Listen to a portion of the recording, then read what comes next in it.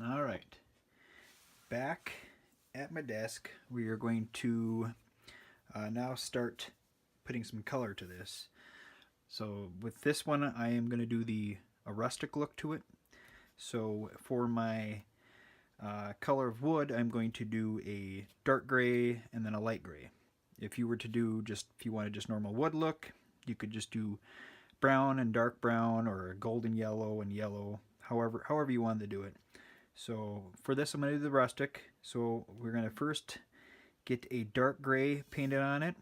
I'm going to try to make sure I do my brush strokes so I have the brush going the direction I'm going to have the wood. So for this one, I think I'm going to do my wood kind of going like this direction. So I'm going to be painting kind of everything like that. I have the blade is raised up a little bit.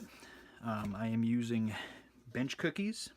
So these are nice to hold the piece up.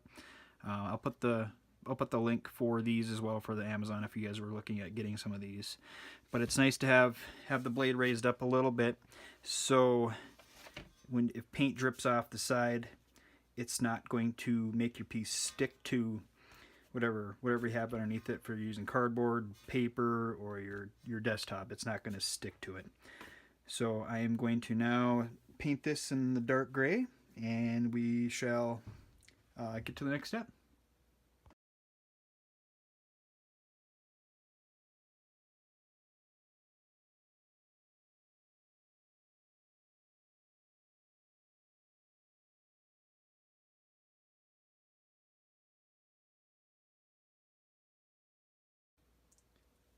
Okay, now we have it painted with the dark gray. So we're just going to let this dry. If I see any streaks, I may go over it one more time, just a little bit, just to make sure that it's got a good coat of gray on there. I did not mention what kind of paint, but I just mixed a flat black Rust-Oleum Ultra Cover. This is soap and water cleanup. It's not enamel, it's just a latex. And there's the white. I just mix those two together until I get the gray color that I want. You're going to want to use something that's it's easier to use anyways if it's clean up with soap and water, because there's going to be the next step, which uses a graining tool. It's a pain if you have to clean that up with mineral spirits, or whatever else kind of paint cleaner you want to use. This way it's just nice and easy. Clean it up with soap and water. So we'll let this dry and we'll move on. Okay, now that we have the dark gray on there, it's dry now. So now we can go to the next part. Since this is not enamel, obviously if you're going to get this wet, it's going to possibly, you're going to end up moving the paint around. So before we can use our graining tool, we have to put some type of a surface over this to make it so that this is going to stay in place. We're not going to scratch this or move this. So I usually just shoot it with some clear. I like to use matte, but you can use satin, gloss. It's not really going to matter. But I use a matte clear. I'll do like maybe one layer over top of this. You could do two if you really wanted to. It's just something that, so when I go over with this graining tool, it's not going to scratch into the paint and create that where I can either see the white below that or the metal. I want this color to stay. So now I'm going to shoot it with some matte clear and go on from there.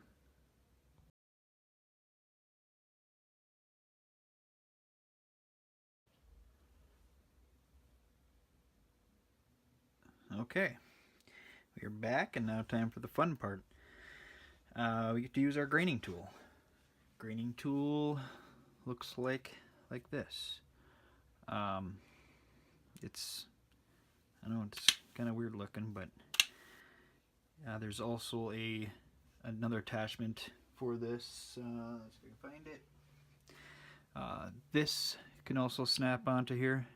So then you have a smaller piece. So if you want to make it look like smaller pieces of wood, you can use this. This is a big piece, so I'm going to use the big guy. There's also this comes with it. It's just nice to help kind of put the wood grain lines in it. So we will be using that as well. When you use this, have these pointed back down towards you, and you will be moving this down on the board. You can start like tipped back and then slowly move it up, or you can do it the other way where you start like this and move it down. So yeah, like, let's see if I can get this angled. So you'd start with the surface here and slowly move it. It'll take practice, but eventually you'll get to the kind of the grains that look the nicest. When you put the paint on now, I'm going to do like a lighter gray. I'm going to put the lighter gray on kind of thick, and then I'll maybe try to get half and then go over it. It depends on it. I mean, I might be able to get it all painted. I just don't want it to dry, so that's why you want to put it on a little bit thicker.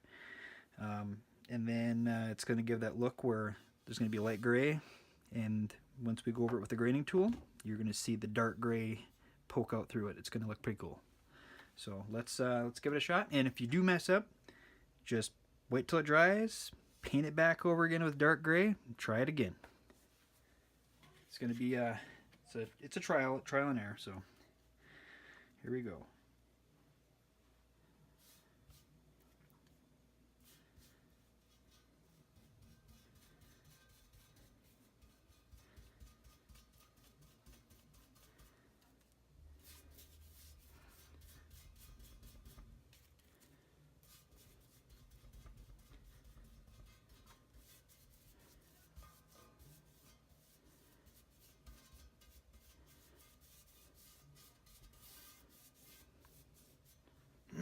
Alright, I'll show you what this kind of looks like.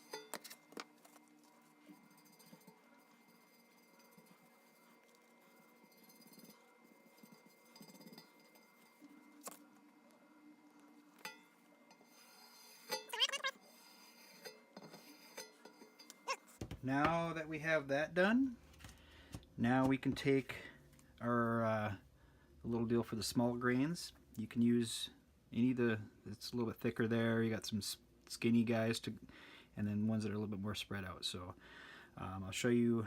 Here's the here, I'll get the camera down here so you can see it a little bit better. So we'll use this side first.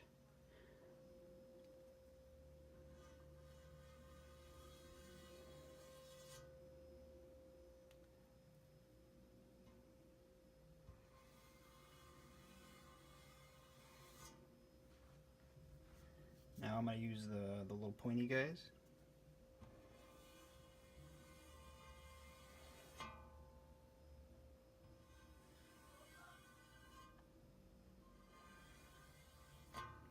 And I'll use the smaller ones that are a little bit closer together.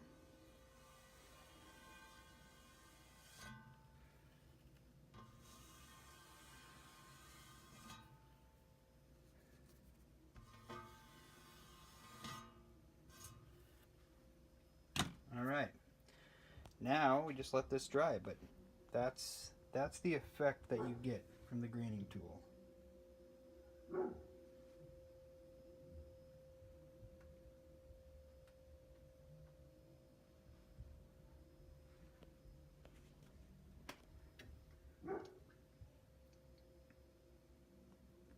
Okay, so let's let this dry, and then the next step is going to be to start putting some reds, blues, and whites into it.